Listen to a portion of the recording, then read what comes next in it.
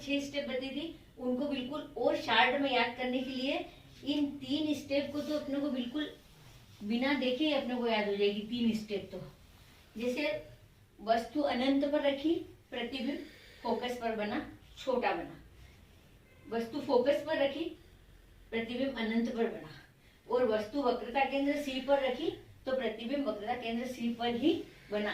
ये 3 तो इतने इजी स्टेप है कि अपन अगर अनंत पर है तो फोकस पर है तो अनंत पर, और वक्रता केंद्र पर है तो वक्रता केंद्र पर। और जैसे जैसे अपन ध्रुव की ओर बढ़ेंगे वैसे वैसे प्रतिबिंब का आकार बढ़ता जाएगा। सिर्फ एक स्टेप ऐसी आएगी जब वस्तु ध्रुव और एफ के बीच में रखी होगी तो दर्पण के पीछे बनेगा प्रतिबिंब, और दर्पण के पीछे बनने वाला प्रतिबिंब बड़ा होगा, आभासी और सीधा होगा। सिर्फ एक स्टेप, बाकी सब में प्रतिबिंब कौन सा होगा, वास्तविक और उल्टा। और जैसे जैसे अपन उधर से इधर की ओर बढ़ेंगे तो प्रतिबिंब का आकार बढ़ता हुआ चला जाएगा। हमने पहली स्टेप में देखा था कि वस्तु अगर अनंत पर रखी हो तो प्रतिबिंब फोकस पर बनता है। प्रतिबिंब निर्माण के कुछ नियम है, जिसमें मोस्ट इम्पोर्टेंट पहला नियम है कि कोई वस्तु से जब प्रकाश किरण निकलती है तो वह मुख्य अक्ष के समानांतर होकर फोकस से गुजर जाती है। चाहे आप कहीं भी वस्तु रखो तो ये पहला नियम सब पे अप्लीकेबल होगा कि ये मुख्य अक्ष के समांतर चलेगी और कहाँ से गुजर जाएगी, फोकस से गुजर जाएगी।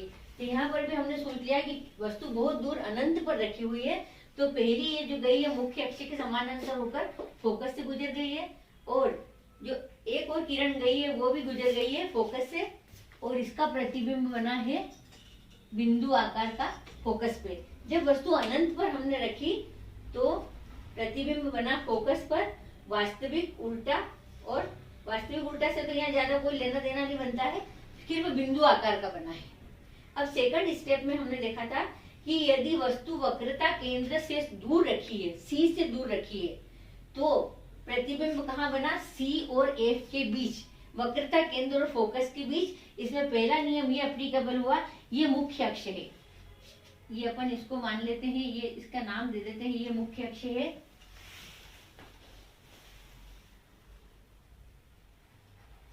ई और ई डैश, हमने इसको मुख्य अक्ष को नाम दे दिया। तो पहली किरण गई ई और ई डैश के समानांतर और फोकस से गुजर गई, और दूसरी किरण निकली वो भी इस फोकस से गुजरती हुई यहाँ चली गई, और प्रतिबिंब बना एफ और सी के बीच। जो हमारी कंडीशन पे पूरा खरा उतर रहा है कि यदि वस्तु को हम वक्रता केंद्र से दूर रखेंगे तो प्रतिबिंब कहाँ बनेगा, वक्रता केंद्र और फोकस के बीच बनेगा, वस्तु से छोटा बनेगा, और वास्तविक बनेगा, और उल्टा बनेगा।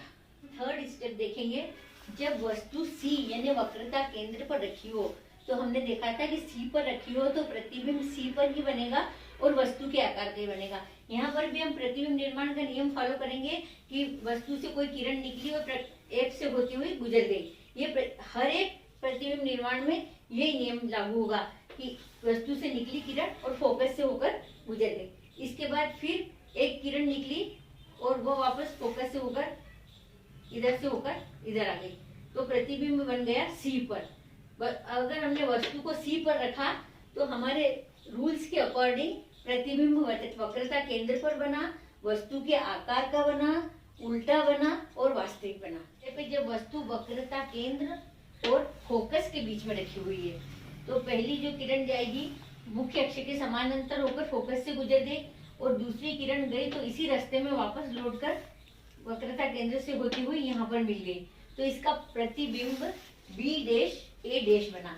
जब वस्तु को हमने वक्रता केंद्र और फोकस के बीच रखा तो इसका प्रतिबिंब बना वक्रता केंद्र से दूर, वस्तु से बड़ा, उल्टा और वास्तविक।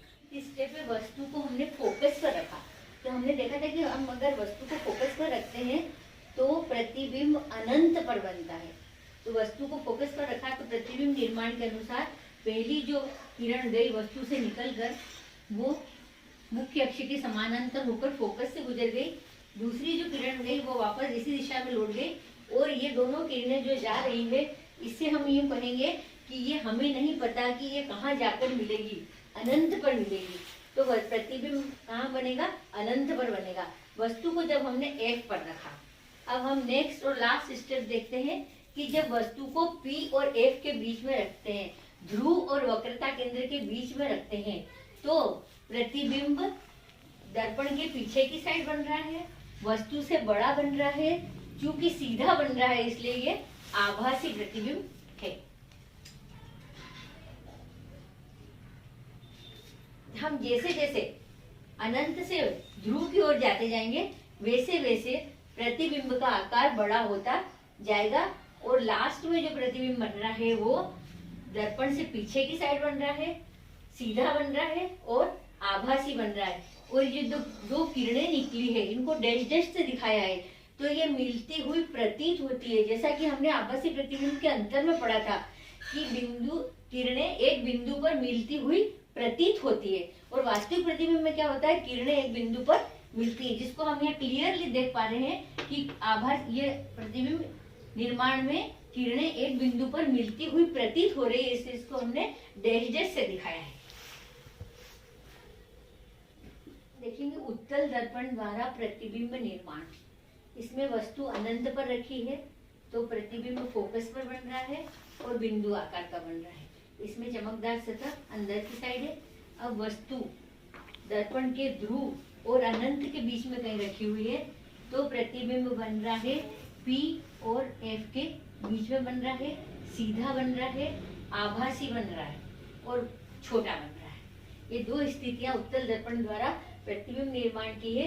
इसमें पहली स्थिति है कि वस्तु अनंत पर रखेंगे तो प्रतिबिंब फोकस पर बनेगा, बिंदु आकार का बनेगा। दूसरी स्थिति है कि वस्तु दर्पण के ध्रुव और अनंत के बीच कहीं रखी हुई है तो प्रतिबिंब P और F के बीच बनेगा, सीधा बनेगा, आभासी बनेगा और वस्तु से छोटा बनेगा। Thank you for watching this video. Chapter का नेक्स्ट पोर्शन हम नेक्स्ट वीडियो में देखेंगे।